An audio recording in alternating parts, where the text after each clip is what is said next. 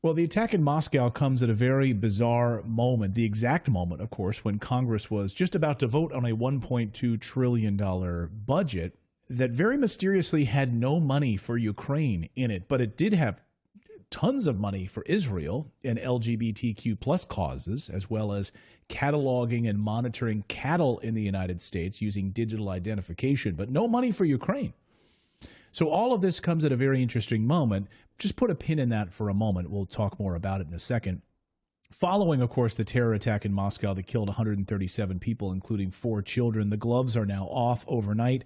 Russia's launched a series of major attacks in buildings in downtown Kyiv, hitting Ukrainian security service buildings. That's been confirmed on the Ukrainian side. Russia's also struck energy infrastructure.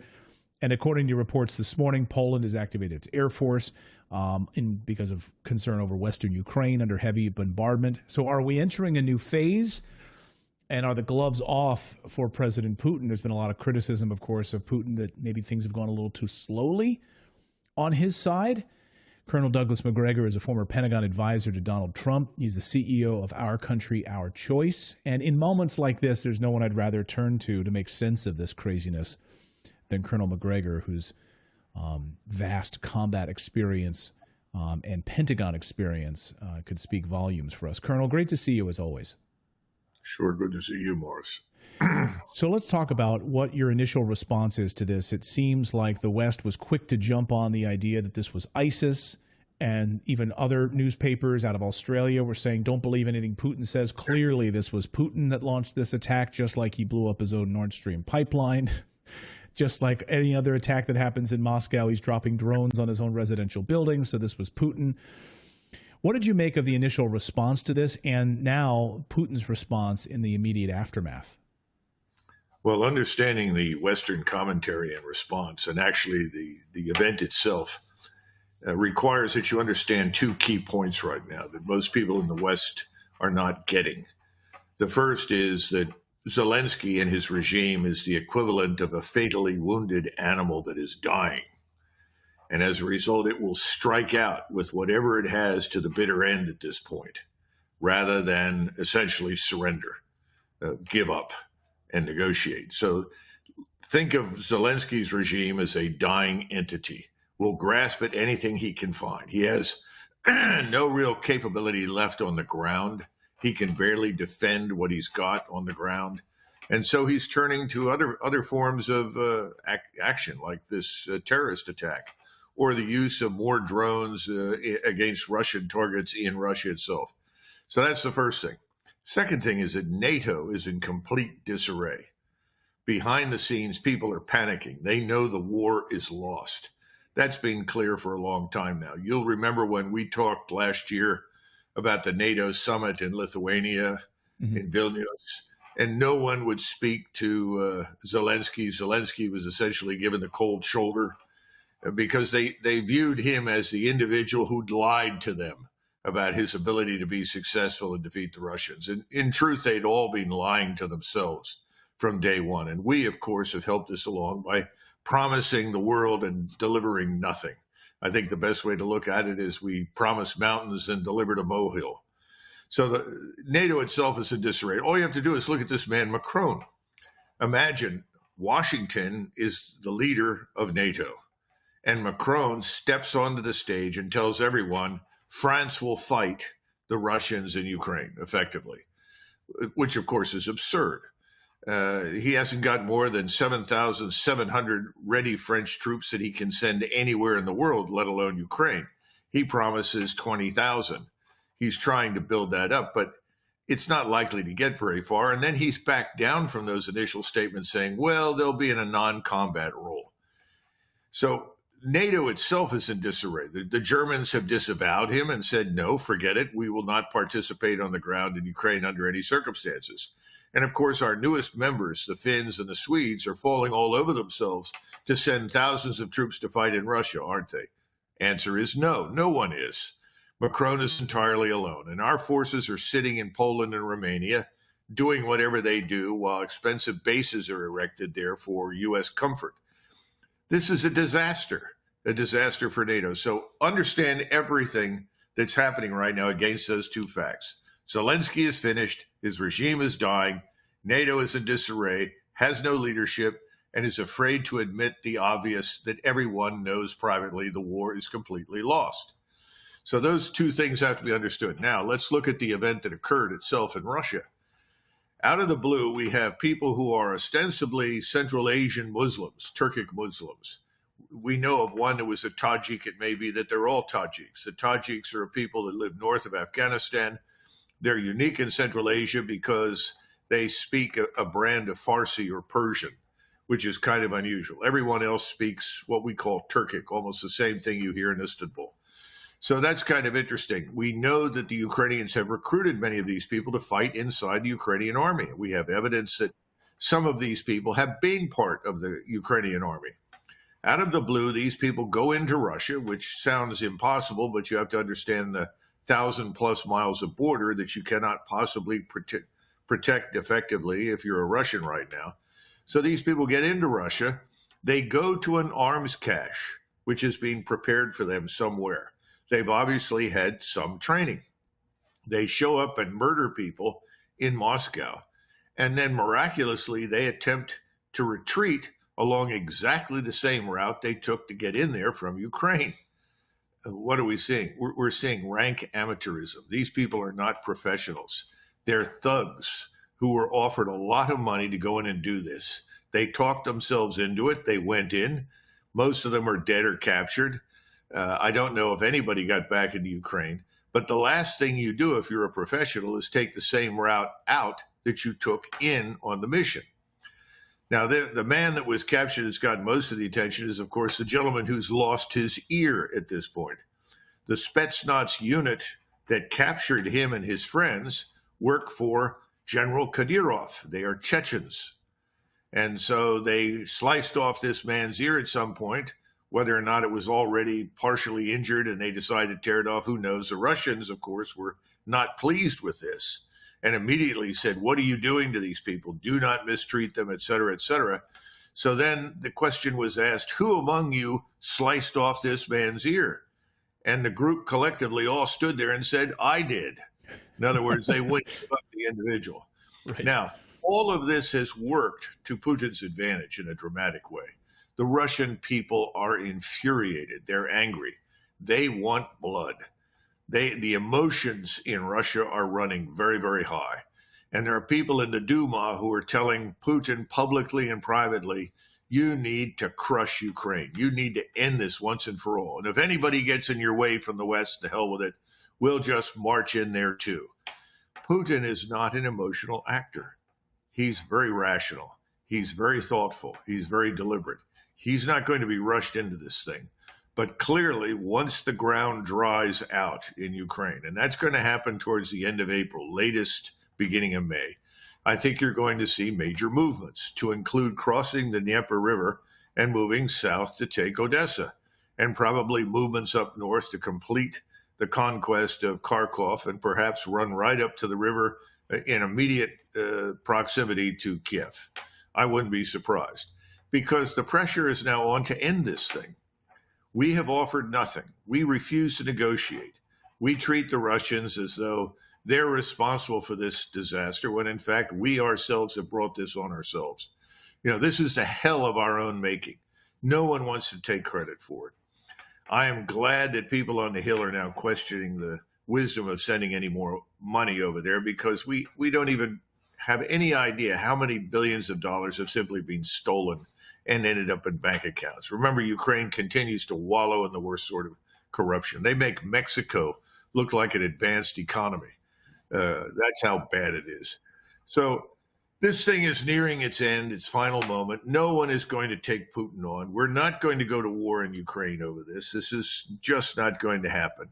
But we're going to continue to talk. The media is going to continue to lie, with the exception of people like you and Tucker and a few others, and say that Ukraine is winning and the Russians are running out of steam. It's all nonsense. This thing is almost over. One really important piece of this is something that you tweeted or posted on X after this happened. You said, there is little doubt that MI6 and CIA were involved in this. So what's the end game for them, right? Congress is withholding aid money for Ukraine. Ukraine tells Le Monde posts a piece saying, Ukraine is shocked that we're not giving them $60 billion. CIA and MI6 are actively involved in this terror plot inside of Moscow. What is the goal for the intelligence community in Washington, do you think? Well, the CIA has been a rogue organization for a long time. Some people say it went rogue in the 60s. I can't pinpoint it, but it's clearly a world unto itself. They're going to continue to try and create plans that will allow them to pinprick the Russians whenever the opportunity presents itself. MI6 is deeply embedded with the Ukrainians. The British ultimately far more so than we are in terms of advice and support and training. I imagine that these people were given some training by them on the ground before they went in, although I doubt very seriously they expected much more to happen than has. At the end of the day, these institutions are going to continue to plug away, harm Russia, attack Russia, undermine Russia in any way they possibly can until someone in Washington says, stop. Thus far, we've seen no evidence for that. We haven't seen any evidence for leadership of any kind. We just are treated to a barrage of remarks. Oh, we hate Russia. Russia's evil. Russia's bad. They can't win. We'll win. Ukraine will win. It's all nonsense. There's no leadership. No one is in command, to answer your question. That's our big problem in the West right now. There is no strategy. There is no plan, nothing. It's all disjointed, fragmented, and ineffective. Something has stood out to me. I have a couple more questions for you, Colonel, but just the moment here, right? You see Germany lights up all of their buildings. They light up the Brandenburg Gate with different tragedies, the flags of different countries that have been through mass shootings and so forth and tragedies. And the Brandenburg Gate is completely just barren of any lights of Russia, nothing. They're not showing anything. President Putin flew to Ground Zero in New York and wrote on the wall and laid flowers after the 9/11 attacks and offered condolences for what happened. I don't think there's been any response from Washington to Putin offering condolences or the White House sending any sort of anything on that side, right? I mean, have you heard anything from your side that the Biden administration has reached out? Oh, no, not at all. I mean, supposedly we've said that we're displeased by it or horrified in some cases. I'm being told in the State Department, but in reality, no.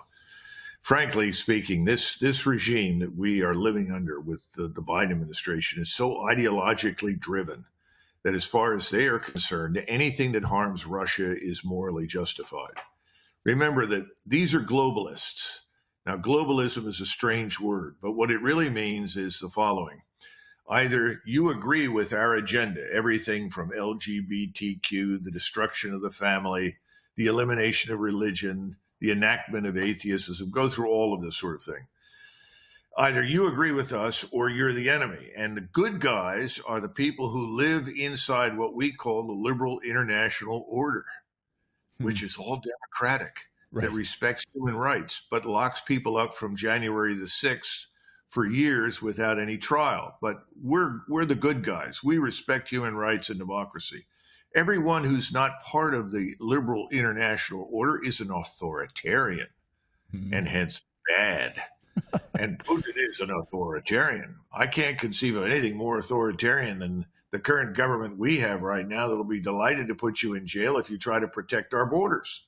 That wants to wage war on the governor of Texas and the Texas National Guard to keep the borders open to facilitate the invasion, to bring lots of people like the ones who just committed the atrocity in Moscow into the United States.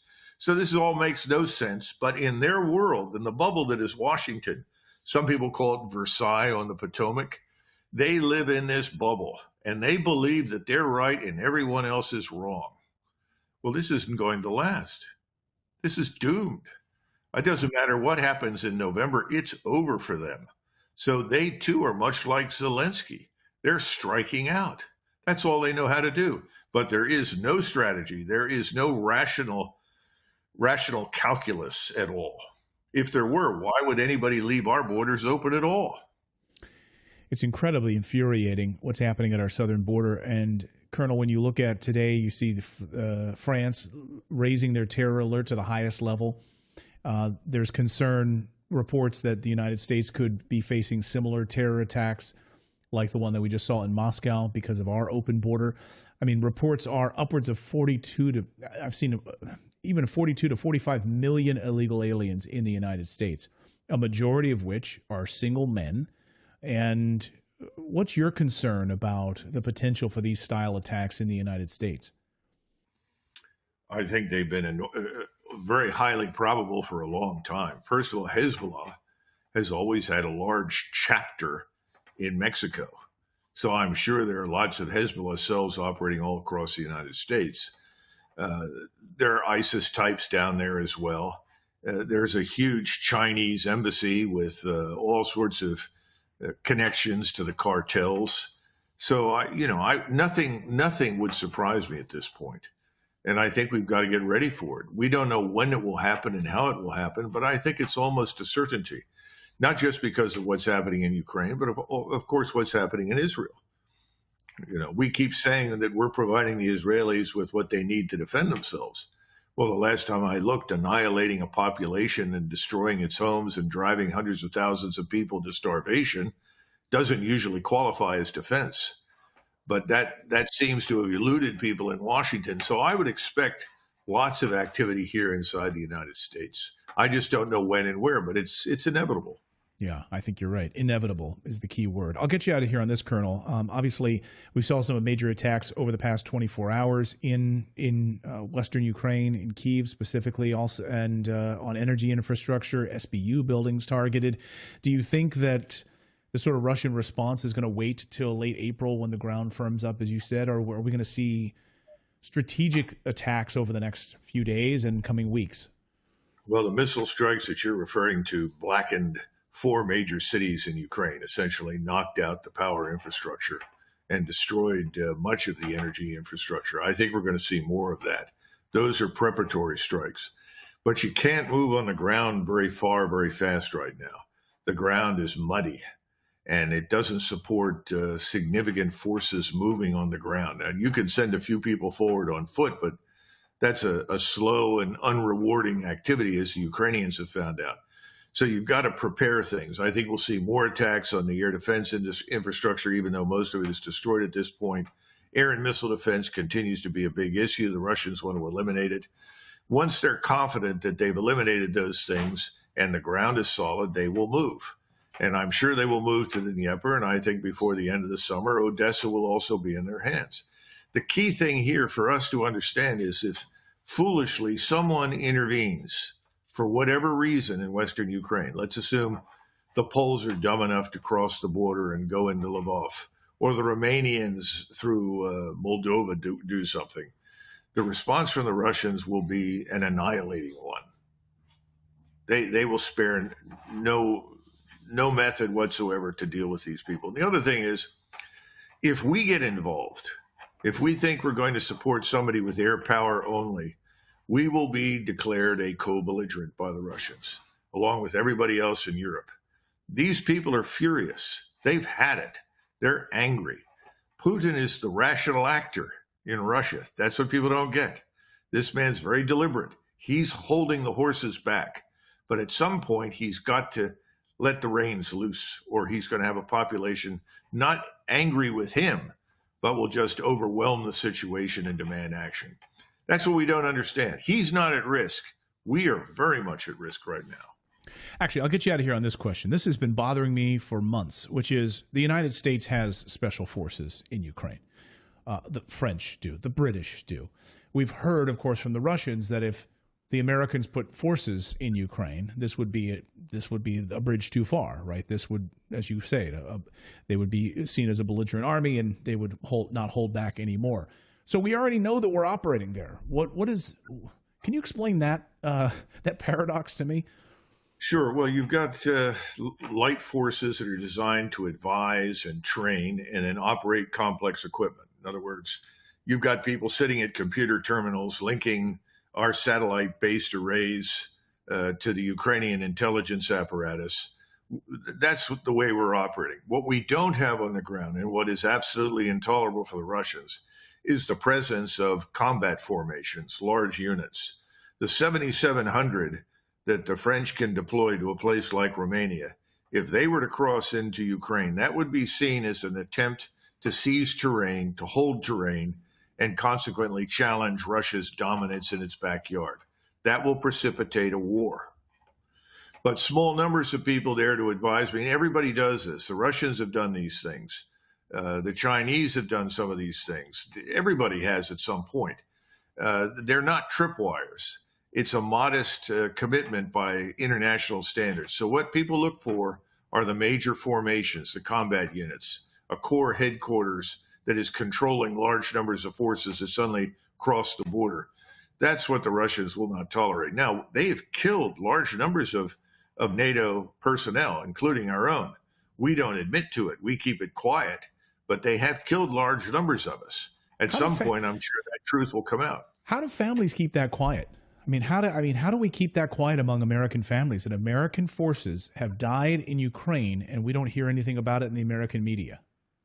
Well, I don't know how the Americans do it, but I know how the others do it. And they pay a handsome sum of money to the people who've sustained the loss and told them, under no circumstances do you go public about any of this, certainly not as long as we're engaged over there. But here's this amount of money. We're sorry for your loss. And these are the benefits. And they'll probably hand over some decorations for the individual that the individual never actually saw himself. I mean, this is the kind of thing that goes on. So I don't know what we do in the United States, but I suspect it's probably somewhat similar. Colonel Douglas Macgregor, as always, we appreciate it. Our country, our choice. Can you tell our audience, by the way, it's been a few months since we've reminded our audience what Our Country, Our Choice is all about, because it's not just about talking, it's about taking action. How can people actually take action and take back our government? Right. Well, Our Country, Our Choice is founded by a group of people that decided it didn't matter who you voted for in the United States. You got the same policy outcomes over and over and over again. So this is an attempt to essentially unite people across party lines and build the foundation for what I would call a third way, and ultimately, at some point in the distant future, a third party. Because we see no future with the two orthodox organizations that are almost indistinguishable from each other, uncomfortably close. We call it the Uniparty on the Hill. And this, at the same time, the people that are joining us, we're trying to recruit people who can go in to government and replace the people in the bureaucracy and in Washington who are running the show. In other words, we want to go in and drain the swamp, not sort of metaphorically, in reality. And like Andrew Jackson, we believe that any decent, honorable American who loves his country with a modicum of education is better than anyone we have right now in Washington. Absolutely. The website is ourcountryourchoice.com. You can go there and support the cause, something we believe in wholeheartedly here on Redacted. Colonel, great to see you as always. Thank you for making sense of this craziness. Thanks very much. I appreciate it. Good to see you again, Clayton. Thanks so much, Colonel. Appreciate it.